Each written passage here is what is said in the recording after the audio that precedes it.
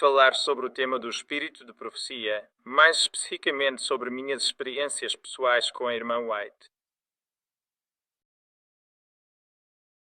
Não restam muitos indivíduos que conheceram e conviveram de perto com a estimada Sra. White, e é da vontade expressa de Deus que este precioso momento seja utilizado para esse propósito tão significativo. Quando me tornei adventista, já tinha ouvido falar da irmã White, mas não recebi nenhuma orientação especial. Simplesmente aceitei a crença nos escritos do espírito de profecia, assim como fiz com muitas outras coisas, sem me aprofundar muito no assunto. Eu deixei completamente de comer coisas impuras e de beber aquilo que realmente não faz bem para a saúde e simplesmente segui em frente assim, com essa nova e melhorada forma de viver.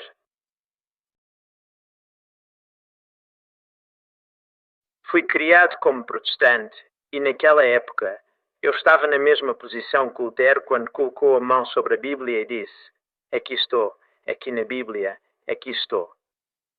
Não posso fazer diferente com a ajuda de Deus. E assim entrei para a Igreja Adventista, acreditando que era uma igreja protestante. Por isso, fiquei surpreso e perplexo quando fui às reuniões e vi os pastores usando outros livros, citando-os e dizendo, como o Senhor diz. Fiquei perplexo porque, na minha concepção, aquilo não era protestantismo. Mas deixei isso de lado. Li os livros e achei-os realmente muito bons, mas era só isso que eu pensava sobre eles. Depois chegou o momento em que me preparei para ensinar. Foi então que me deparei com uma questão que eu sabia que teria que resolver. Porque, se eu fosse ensinar crianças e jovens, eu precisava saber por mim mesmo, não apenas por ouvir dizer, não apenas por leitura, mas por experiência pessoal, se isso fosse possível. Na época, eu frequentava a Universidade de Chicago, que nem naquela época nem agora era conhecida por sua ortodoxia ou religiosidade, mas fiz o curso deles sobre a vida de Cristo. O livro O Desejado de Todas as Nações tinha acabado de ser lançado e eu o utilizei como leitura complementar. E ali tive a oportunidade de me aprofundar bastante na leitura e no estudo desse livro. Então, dia após dia, eu lia O Desejado de Todas as Nações como leitura adicional e comparava com o que eu aprendia na aula. E descobri, para minha surpresa, que muitas das questões desconcertantes com as quais até mesmo os críticos mais acalorados tiveram que lidar foram resolvidas em O Desejado de Todas as Nações. Fiquei cada vez mais interessado nisso e finalmente cheguei a uma espécie de clímax. O que devo fazer? Qual é a minha posição? O que deveria ser? E então, acreditando em ação direta, eu disse, vou sair e encontrar a irmã White para conversar com ela. E foi o que fiz. Eu era apenas um jovem, e quando bati na porta, mal sabia o que dizer. Fiz mais ou menos o que um estudante fez muito tempo depois no Union College, quando entrou no meu escritório e disse, aqui estou. O que você vai fazer a respeito? A irmã White me recebeu com muita gentileza. Acho que ela me avaliou e ficou-se perguntando o que eu queria. Eu disse, gostaria de ter o privilégio de entrar no cofre onde estão todos os seus escritos. Eu disse, já li todos os seus livros. Não estou interessado neles em si, mas quero ver como você os escreveu antes que qualquer pessoa os pegasse e fizesse correções, admissões, omissões e acréscimos posteriores. Ela olhou para mim e disse, você pode ter esse privilégio. E então fui trabalhar. Fiquei lá 3 meses e trabalhei quase dia e noite. Li o que estava no cofre, uma tremenda quantidade de trabalho. Fiquei perplexo quando vi o volume daquilo. Se eu não tivesse visto com meus próprios olhos, eu teria dito que ninguém, não importa quanto tempo tenha vivido, poderia escrever tanto. Milímetros. Mas lá estava. Então li Quando é o Grande Conflito, escrito por ela mesma. Eu pensei que ela ditava. Ela ditou, mas não muito. Foi escrito por ela mesma, com sua própria caligrafia. Depois, era entregue aos estenógrafos, que o copiavam em papel tamanho 8,5 por 11, com espaçamento duplo, às vezes triplo. Depois, era devolvido a ela para correção. Às vezes, o estenógrafo fazia pequenas correções por conta própria, mas então assinava o nome na correção e levava para ela aprovar ou rejeitar. Eu tinha trazido da universidade muitas citações que encontrei enquanto lia o Desejado de Todas as Nações de forma muito crítica. Eu queria ver como essas declarações foram feitas originalmente, antes de serem impressas e antes que qualquer pessoa tivesse acesso a elas. Então, repito, eu sabia que a irmã White nunca tinha escrito o Desejado de Todas as Nações. Ela não podia. Disso eu tinha certeza. Tive uma experiência em sala de aula que, me trouxe uma nova perspectiva sobre algumas coisas. O professor, um professor muito competente, escreveu no quadro negro uma frase: como é doce a luz do luar repousando sobre este banco.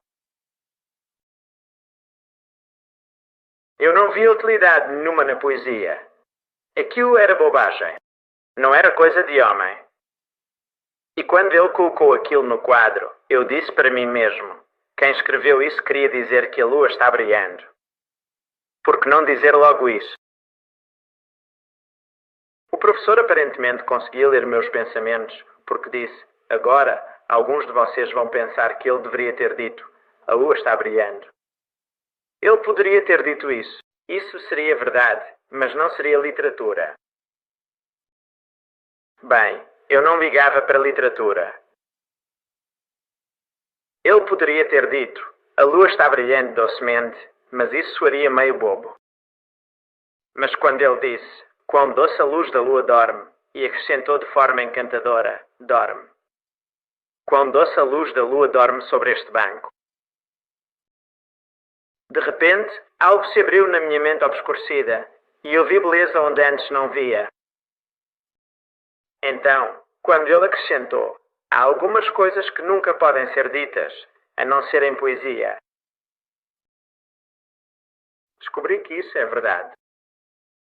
É por isso que grande parte da Bíblia, não apenas os Salmos, mas boa parte do restante da Bíblia, é escrita em poesia, porque algumas coisas não podem ser ditas de forma alguma, e outras não tão bem, a não ser em poesia. Então, a partir desse momento, comecei a me interessar por poesia. Eu já tinha atravessado Browning. Eu dizia para mim mesmo: se eu tivesse Browning na sala de aula, mandaria-o para casa aprender a escrever. Agora, me foi dada a tarefa de encontrar versos imortais em O Desejado de Todas as Nações, como eu havia feito com Shakespeare. Acho que não coloquei isso muito bem, porque essa não foi a tarefa que me deram. Essa foi a tarefa que eu assumi ao procurar versos imortais em Shakespeare. E talvez por causa da minha inexperiência e ignorância, eu tinha encontrado mais versos imortais em O Desejado de Todas as Nações do que em Shakespeare. E fiquei surpreso, e sabia que a irmã White nunca tinha escrito aquilo. E com isso em mente, vim até ela. O que ela escreveu? O que ela escreveu antes de ser revisado, como a gente diz, pelos, aqueles que fazem correções. Revisores. Como funcionava? Eu também tinha trazido comigo várias declarações sobre teologia, porque, Como eu sabia que a irmã White nunca poderia ter escrito o desejado de todas as nações com aquela linguagem tão bela, já que ela não tinha a educação necessária. Ela não podia, assim como eu sabia que ela também nunca poderia ter escrito aquele livro com a teologia que tem ali, a menos que tivesse tido uma educação muito ampla, teológica, e ela não teve. Então eu sabia. Eu tinha trazido comigo minhas declarações e, ao compará-las, lendo agora no original, de próprio punho dela, cada uma daquelas declarações que eu havia encontrado, estavam escritas por ela mesma exatamente como foram impressas. Isso foi um espanto para mim. Lembro-me bem de quando descobrimos pela primeira vez em O Desejado de Todas as Nações aquela declaração impressionante: em Cristo está a vida, original, não caída e não derivada. Isso mudou a minha teologia e a teologia da denominação. À medida que eu lia repetidas vezes, encontrava declarações que eu sabia que ela não havia escrito, mas lá estavam elas. Quando terminei o meu trabalho, depois de 3 meses, e com a ajuda segura de uma estenógrafa, fiquei convencido de que aqueles escritos só podiam ser explicados por orientação divina. Eu ainda não estava pronto para aceitar todos eles, mas já tinha chegado até ali. Aqueles escritos foram feitos sob a direção de Deus. A irmã White em si era uma pessoa muito agradável. Costumava sentar com ela de manhã cedo, às 6 horas, 5 horas e uma vez às 4 horas. E ela já estava acordada escrevendo. Ela se sentava na cadeira de balanço, apoiava uma tábua nos braços da cadeira e ali escrevia. Não sei porque ela me aceitou, mas aparentemente eu era bem-vindo. Eu sentava ali tentando descobrir tudo sobre ela, e claro que ela também estava me analisando enquanto eu tentava analisá-la. Nós nos divertíamos juntos. Irmã White, o que a senhora quer dizer com essa afirmação? Que afirmação? Então eu lia para ela. Eu não entendo isso. Vamos ler. E ela abria e lia, dizendo: eu não sei mais sobre isso do que você. Eu ficava perplexo. Você não sabe mais sobre isso. Eu sei. Tenho que estudar isso do mesmo jeito que você. E às vezes ela esclarecia a afirmação, e às vezes simplesmente dizia: eu não sei. Isso me deixou muito confuso, até que li o que a Bíblia diz sobre o profeta Pedro, que eles mesmos tinham que estudar seus próprios escritos para ver o que ou em que tempo o Espírito de Deus que estava neles queria significar. E assim ela escrevia. Repito, cada uma dessas declarações que eu tinha comigo, encontrei autenticada de próprio punho por ela. Conversamos sobre muitas coisas. Lembro-me da primeira vez que entrei e vi o escritório dela. Achei tudo muito antiquado. Nada de móveis de escritório modernos. E eu disse para mim mesmo, se algum dia eu tiver coragem suficiente, vou dizer a ela o que penso dos móveis dela. Bem, chegou o dia em que, numa manhã, ela me perguntou: você acha que sou extravagante? Eu disse: não, não acho. Bem, ontem uma irmã esteve aqui e quando me viu sentada nesta cadeira de balanço, me acusou de extravagância. Agora, eu comprei isso de segunda mão. Paguei $8 por ela. Aliás, essa cadeira, até pouco tempo atrás, estava no chalé número 1, acho, dos White Cottage no White Memorial de Los Angeles. Eles já reconstruíram lá, então não sei onde está agora, mas lembro muito bem dessa cadeira. Não era nada extravagante.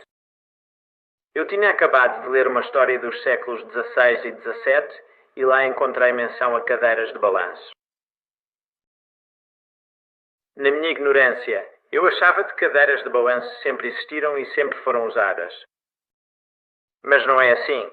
Só por volta do ano 1800, ou alguns anos antes, é que elas passaram a ser de uso comum.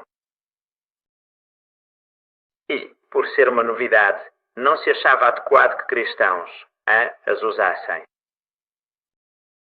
Na verdade, havia até uma certa dúvida se elas deveriam ser usadas. Lembro-me de ter lido, e eu tinha acabado de ler uma história sobre dois jovens que ficaram tão infelizes por receberem uma cadeira de balanço de presente de casamento.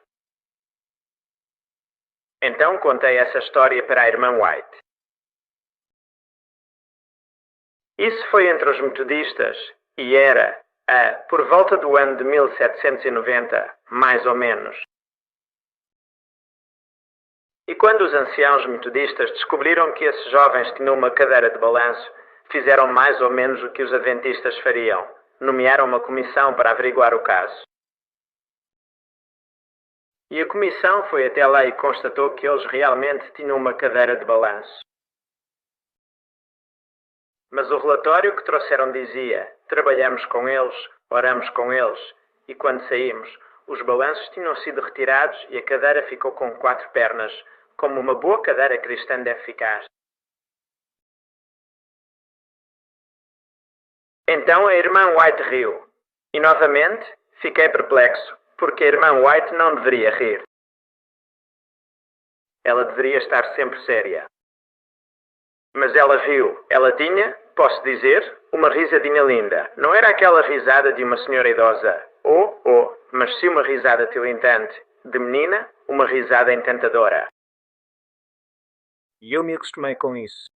Está tudo bem. Ela tinha um senso de humor delicioso. E não estou falando de piadas tolas, mas de um senso de humor encantador. E, como isso pode te poupar. Quanta tristeza isso pode te poupar se você não andar por aí o tempo todo com mágoa, percebendo que as pessoas não te dão a atenção que deveriam. Ora, eu sou importante. Eles deveriam me dar mais atenção do que dão. Lembro-me bem de estar parada em uma certa esquina em Minneapolis. Na época, eu era presidente do Union College e, como tal, precisava ser muito digno, e sem dúvida era. Havia 2 garotas paradas um pouco mais adiante, conversando sobre mim e olhando. Eu não as vi, ou pelo menos achei que elas pensavam que eu não as via ou não as ouvia. Mas uma delas disse para a outra. Uma era estudante do Union College, a outra não. E a estudante perguntou: quem é aquele homem ali, de peruca? Ora, esse é o presidente do nosso colégio. Aquele baixinho ali. Agora, eu poderia ter ficado, digamos, mortificado, mas não. Aprendi algumas coisas na vida. Uma delas é não me levar tão a sério e, por outro lado, ser sério nas coisas que realmente importam. A irmã White, como eu disse, era muito companheira, uma verdadeira mãe em Israel. Aprendi muitas coisas, muitas coisas. Ela me deu total permissão, e quando fui embora daquela vez, perguntei se poderia ficar com alguns de seus escritos. Então eu peguei. Bem, ela respondeu: sim, você pode ficar com qualquer coisa da qual haja 2 cópias. Sendo jovem e inocente, levei ao pé da letra e saí de lá, naquele papel fino de 21,5 por 28 centímetros, com 2 pacotes, mais ou menos da altura deste corrimão aqui. 3 datilógrafas, 2 anos para copiar, para recopiar tudo. Havia um lugar onde Willie, o filho, não me deixava entrar. E, como sempre, quando você não pode fazer uma certa coisa, é justamente isso que você quer fazer. Então fui até a irmã White. Eu sabia o que havia lá dentro. Eram os documentos da família que ninguém além da família deveria ler. Eu não tinha o direito de fazer isso. Se eu tivesse um pouco mais de juízo, nem teria pedido para fazer isso. Eu fui até lá. A irmã White disse: "Você pode ler."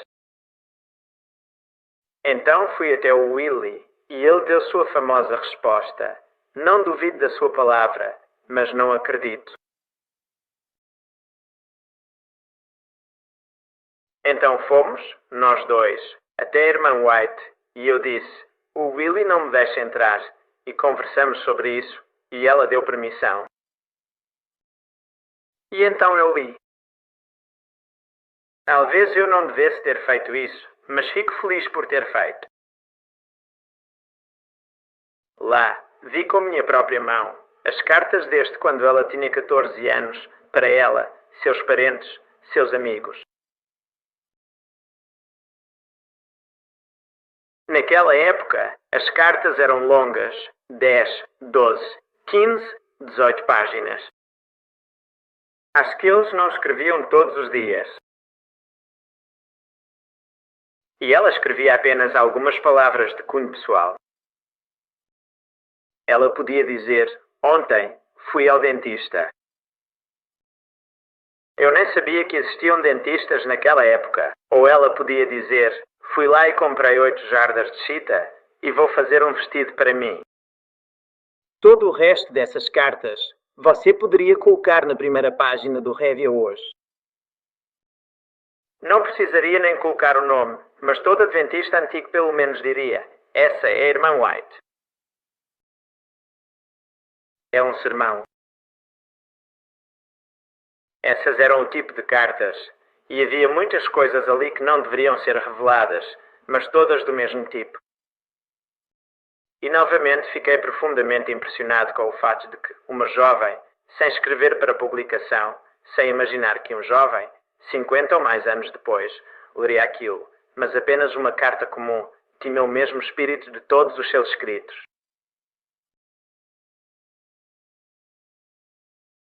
Meu discurso hoje é apenas um testemunho. Não é um sermão. Não estou provando nada. Estou apenas testemunhando, dando meu testemunho. Quando fui embora, a irmã White me deu uma coleção completa de todos os seus livros e colocou o nome dela neles. Eu valorizava muito isso e, por não saber direito, acabei emprestando e me devolveram sem a página onde o nome estava escrito, exceto o desejado de todas as nações, e acho que esse eu não vou deixar você pegar. Eu prezo muito esse livro. Fui embora perplexo e satisfeito porque tinha visto algo que não poderia ter sido escrito por ela, e mesmo assim foi. Encontrei inúmeras declarações sobre teologia das mais profundas, escritas por uma mulher com educação limitada. Mas eu estava convencido, como disse, de que, embora eu não entendesse tudo, ali Deus havia agido.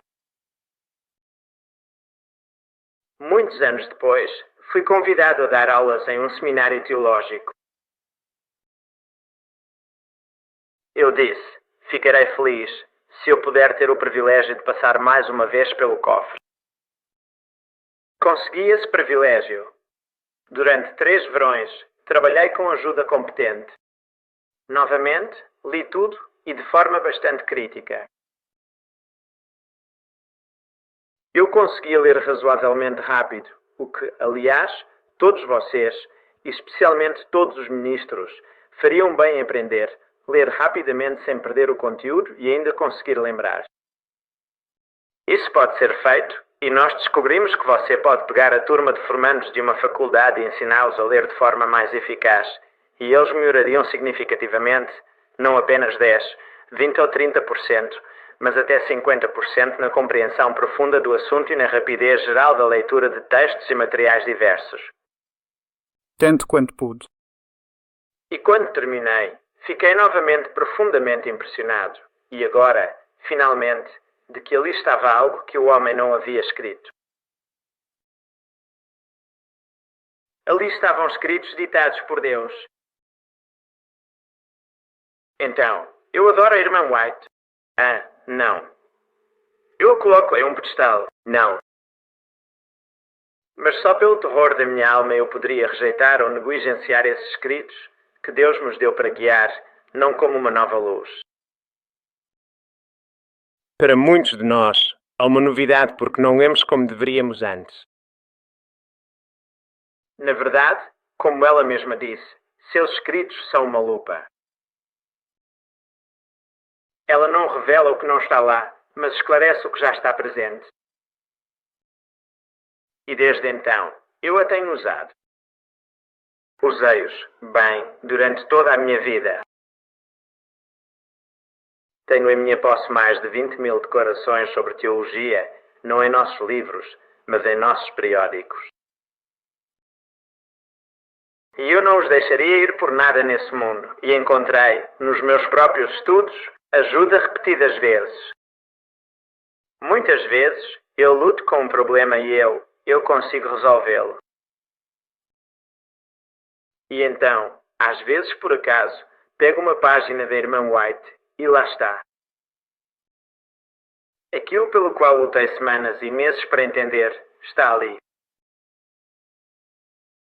Os testemunhos não foram escritos para nos afastar da Bíblia, mas sim para nos levar à Bíblia. Mais uma vez, isso exerce uma influência estranha sobre mim e sobre você. Você lê e sai dizendo: Senhor, eu preciso ser uma pessoa melhor. Nunca verei o reino se não me arrepender. Isso, aquilo e mais alguma coisa. Esse é o objetivo. Esse é o propósito. Esse é o resultado de ler os testemunhos. Eles me levam à Bíblia. Eles engrandecem Deus, engrandecem a Bíblia. Não há, nos testemunhos, muitas coisas que são difíceis de entender. A isso eu responderia, sim. Como eu disse quando cheguei ao seminário, não serei enganado e não vou enganar. Irei até onde minha mente alcançar e seguirei, e conhecerei a verdade. Sim, há coisas difíceis de entender. Há algumas coisas na Bíblia com as quais luto há muitos anos e gostaria que não estivessem lá, mas estão. Jogar fora. Não, não. Espere, espere. Você vai encontrar afirmações que talvez não entenda. Na escola, um aluno veio até mim. Encontrei uma contradição. A irmã White diz tanto que Deus é juiz quanto que Deus não é juiz. Deus não é juiz. Cristo é o juiz. E aqui Deus é juiz. Você vai encontrar parte disso no capítulo de O Grande Conflito. Lá você encontrará o Pai sentado em juízo e presidindo o julgamento. Ele é o juiz e Cristo é o advogado. Você vai encontrar mais adiante, no mesmo livro, onde Deus não é juiz. O que você faz a respeito disso? Apenas deixa assim até que você receba luz. Que luz você pode receber? Você pode encontrar, ou geralmente encontrará, que pode acreditar nisso e também acreditar no outro. Mesmo que pareçam contraditórios, mas a luz virá. Agora, o Pai é o juiz no juízo investigativo. Cristo é o juiz no dia do juízo, nos 1000 anos. Ambas são verdadeiras, ambas as afirmações. O Pai é juiz, o Pai não é juiz. Cristo é juiz, juiz. Cristo não é juiz. Elas se referem a duas coisas diferentes. No juízo investigativo, o Pai é o juiz. Está dito claramente. No juízo do mundo, nos 1000 anos, Cristo é o juiz. Deus colocou todas as coisas em suas mãos. Ele é um sumo sacerdote misericordioso e justo. Não, você não encontrará nada ali em que não possa crer, mesmo que encontre muitas coisas que talvez não entenda. Há algum tempo, li esta declaração da irmã White. Os livros do céu registram os pecados que teriam sido cometidos se houvesse oportunidade. Essa é uma declaração terrível. Deixe-me ler novamente. Os livros do céu registram os pecados que teriam sido cometidos se houvesse oportunidade. Isso registra não apenas o que você fez, mas o que teria feito se tivesse tido a chance. Isso é justo. Para mim, é uma afirmação terrível perceber que não sou tão bom quanto pensava. O que eu teria feito se estivesse no lugar do outro homem? Eu o condeno. O que eu teria feito? E isso traz algumas reflexões sérias. Eu saio, vou matar um homem. Vou atirar nele. Aponto minha arma para ele, puxo o gatilho, mas, por ser um péssimo atirador, não acerto. Eu fiz alguma coisa. Eu pretendia matá-lo, e isso está registrado nos livros do céu. Envenenei alguém, mas pego o frasco errado e nada acontece. Sou culpado. Sim. Os livros do céu registram os pecados que teriam sido cometidos se houvesse oportunidade, e eu já vi homens julgando outros homens, um homem, quando os juízes eram piores do que o criminoso. Talvez seja bom nos considerarmos à luz de Deus uma vez, mas eu disse para mim mesmo, essa é uma afirmação terrível. Será que não existe alguma afirmação equilibrada em algum lugar? Essa afirmação equilibrada, você vai precisar dela em algum momento, porque vai encontrar repetidas vezes declarações extremas. Agora, existe alguma afirmação equilibrada? Deixe-me ler. Vou ler agora o 1 Samuel. Assim como é a parte de quem desce à batalha, assim será a parte de quem fica junto à bagagem. Eles repartir-se-ão igualmente. O homem que vai para a batalha e o homem que fica em casa cuidando da bagagem, eles vão dividir igualmente. Isso é justo. O irmão Saul vai para o sul da América para ganhar 1000 almas. 1000 almas. O irmão dele fica em casa, na fazenda. Ele iria com prazer, mas alguém precisa ficar, então ele fica. Agora, o bom livro diz que eles vão dividir igualmente. Essa é uma afirmação maravilhosa, não é? Dizendo que somos responsáveis pelo que teríamos feito, se tivéssemos tido a oportunidade, então receberemos crédito pelo bem que teríamos feito se tivéssemos tido a chance. Isso deveria ser um privilégio, um certo conforto para algumas de vocês, esposas, cujos maridos saem para pregar e vocês ficam em casa cuidando dos bebês. Eu nunca trouxe uma alma para Cristo. Vocês ficaram em casa, e aquele que ficou em casa dará uma repartição igual com aquele que foi para a batalha. Essa é realmente uma afirmação maravilhosa. Há algum tempo, conheci um jovem ministro. Acabei de terminar um esforço. 20 almas na minha turma. Ganhei 20 almas, e ele estava feliz. Feliz. Então perguntei a ele, você tinha algum ajudante com você? Sim. Eu tinha um obreiro bíblico maravilhoso comigo, como o chamávamos naquela época. Ela fez alguma coisa boa?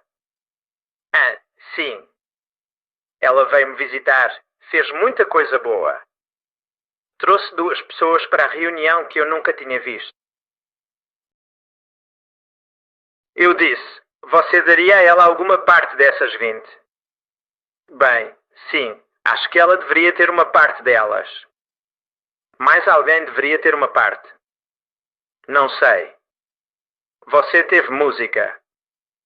Sim. As pessoas não vieram e você não pretendia que elas viessem, por causa da música. Eles não deveriam ter nenhuma parte. Sim, eu acho que deveriam. Alguém te ajudou a convidar pessoas com um panfleto ou algum outro meio? Sim. Você daria a eles um pouco dos seus 20? Sim, mas se você continuar dividindo, eu não vou ficar com nada. Bem, essa não é a questão. Há outros que deveriam ter. Quem te pagou o salário e ajudou com a tenda? Bem, foi a conferência. E de onde eles tiraram o dinheiro? Das pessoas. Você daria às pessoas um pouco do crédito delas? Você daria aos oficiais da conferência que te ajudaram e te incentivaram um pouco de crédito? Sim, mas eu estou ficando totalmente sem nada. Mais alguém? Sim, havia muitos que tiveram que lutar pela verdade 20 anos antes, mas nunca aceitaram. Agora eu cheguei e colhi disso. O comportor teria um pouco de crédito. Sim, acho que sim. Você iria tão longe a ponto de incluir aqueles trabalhadores da editora? Sim, mas... Você acha que eles deveriam ter um pouco de crédito, já que vieram às suas reuniões, nosso próprio povo, quando você começou e queria uma plateia e queria mostrar que tinha uma plateia, e tudo o que eles fizeram foi simplesmente vir e sentar, e isso encorajou outros a entrarem também. Você daria um pouco de crédito para eles. Agora só restam 2. Bem, se você só tem 2, dê um para sua esposa. Não, às vezes nós pegamos o crédito e eu sempre fico interessado quando os pastores relatam o que fizeram. Acho que eles recebem crédito, mas muitas vezes não declaram isso. Não, você vai perceber que a Bíblia e o livro da profecia são muito consistentes e muito competentes. E não somos alguns estudantes sobre reforma de saúde que podemos aceitar. IP tem declarações positivas contra, ou testemunhos positivos contra. Então vem a lista. Bem, vamos rejeitar isso. Talvez seja melhor não fazermos isso. Deixe-me contar uma pequena experiência minha. Agora, eu tenho o hábito de parar exatamente na hora, mas temo que hoje não poderei fazer isso. Então, peço que tenham paciência comigo se eu passar um pouco do tempo. Eu costumava fazer canvas. Isso faz bem para a alma. Começar na segunda-feira de manhã e ter todas as portas batidas na sua cara, isso te coloca no seu lugar. Eu disse, faz bem para a alma. Todo mundo deveria tentar. E aqueles de vocês que acham que são alguém e bons demais, vocês, especialmente, precisam disso. Mas eu fazia canvas e acredito na reforma de saúde e a praticava. Eu ia dizer que já tive mais do que deveria. Eu me lembro de como abrimos mão de tudo, e eu. Isso é praticamente verdade. Tudo. Claro, comida impura de qualquer tipo. Carnes de qualquer tipo nem se fala. Mas nós abrimos mão do açúcar, do sal, do fermento, do leite, dos ovos, da manteiga. E se você puder imaginar mais alguma coisa, nós também deixamos velado. Nós realmente achávamos que estávamos servindo a Deus. Agora, tomamos uma posição errada. Os testemunhos sempre são justos e moderados. Você pode ler os conselhos sobre saúde hoje e vai perceber que o título Conselhos sobre Saúde é basicamente o título que deveria ter. São conselhos. Bem, fomos ensinados por alguns que achavam que sabiam, ou faziam o melhor que podiam, que quando finalmente recebemos a notícia, não poderíamos comer nada que crescesse debaixo da terra, exceto amendoim. Então sobrava muito pouco para nós, porque se você tirasse as batatas e tudo que cresce debaixo da terra, e o pão, mal sobrava. Era difícil fazer isso sem fermento. E fermento, isso era considerado perverso. Então não fazíamos isso. Eu tinha, na época, eu ainda mantinha no meu, cardápio, porém, aquele alimento bom que usávamos naqueles dias, granola. Agora, alguns de vocês são jovens demais para saber qualquer coisa sobre granola. Parece pão de centeio esmagado. Você esmaga e ele se despedaça. Só que é muito melhor. Consiste em 5 tipos de grãos. Muito nutritivo, muito bom. Foi disso que eu vivi. Isso e água, e nada mais. E 2 refeições por dia. Com isso, eu fazia canvas. Eu deveria ter morrido, mas não morri. Engordei com isso. Era uma comida boa. E que ninguém jamais despreze isso. Eu amo isso até hoje. Queria poder conseguir mais disso. Mas agora eu achava que isso era necessário. Eu nunca sentava para uma refeição em outro lugar. Eu comia minha granola e água. Isso funcionava muito bem. Ficou um pouco cansativo e eu me perguntei, depois de algumas semanas, se seria muito errado eu acrescentar algumas passas à minha granola. Fiz isso, mas apenas por alguns dias. Depois, minha consciência pesou e desisti das passas, da granola e da água. A granola tinha o péssimo hábito de inchar quando ficava molhada, o que nem sempre era bom. Mas eu cansei, devo dizer, daquela granola eterna. E ainda assim espero não estar dizendo nada que desencoraje alguém, porque isso é bom. Excelente. Eu estava sentado do lado de fora da prisão de Joliette, cansado, com calor, no meio-dia de verão. Do outro lado da rua havia um homem vendendo abacaxis. Se eu pudesse comprar um abacaxi. Mas isso provavelmente foi perverso. Mas eu fiz um acordo com a minha consciência. Comi o abacaxi e comprei um. Comi tudo e o resultado foi que o ácido simplesmente desvestou a pele ao redor da minha boca. E agora eu sabia que aquilo era um castigo por eu ter comido abacaxi. Então, eu desisti do abacaxi. Depois veio o clímax que me trouxe de volta à razão. Entendam, tudo isso não era o ensinamento da irmã White. Deus me livre, ela é sensata. Ela é razoável. Ela aconselha. Então eu li que comemos demais.